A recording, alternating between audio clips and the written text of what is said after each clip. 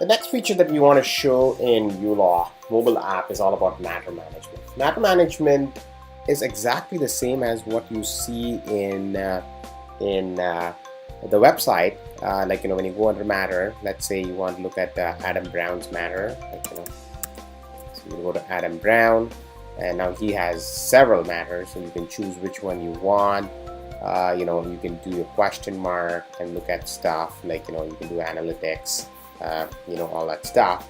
Now you can do a lot more on matter management in the website, like you can add dockets, disbursements, and all that stuff. In the mobile, you're a little bit limited, and we'll show you what you can do. So in the mobile, I'm going to now go to Adam Brown. There's Adam Brown. Now obviously Adam has like 9 matters, and you can see all of them here, like the employment matter, everything is there. So I'm going to go to the employment matter here, similar to the way I'm going to do it here, like employment matter, and then I'm going to hit first thing first, like I'm going to kind of do like an insight and to see how this matter is. The same concept I can actually do here as well. I can just hit the question mark and it'll do insight for that employment matter. It'll show like, hey, that's all invoiced. The number of invoices that you have generated is 2. So if I would go here and say, hey, that's the balance, and if I would do here, it's the same thing. So you can do analytics of your matter right from your mobile phone. All you need to do is just go to that matter and hit the question mark, and you do see that. Now there are other important things that you can see as well. For example, you can see all your events for the matter.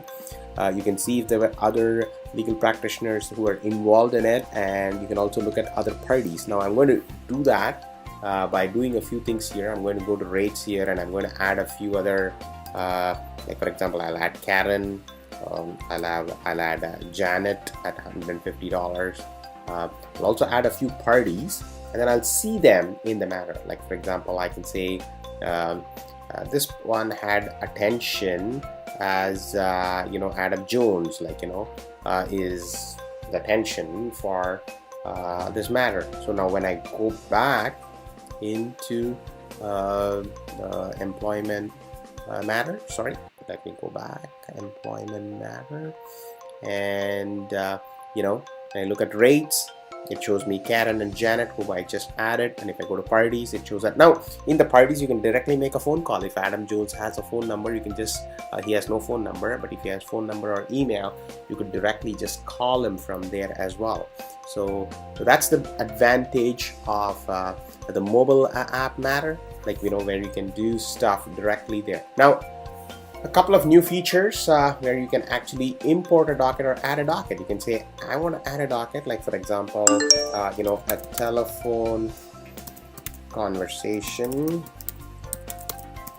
that was today or maybe yesterday. I can say 2nd of November. You can choose the time.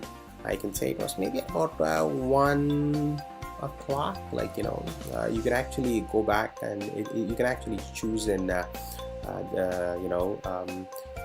bigger calendar. You can see 2 o'clock or 2:10, and hit OK. Now notice that when I said 2:10, it automatically rounds it to a 6-minute interval, and then you can choose billable time.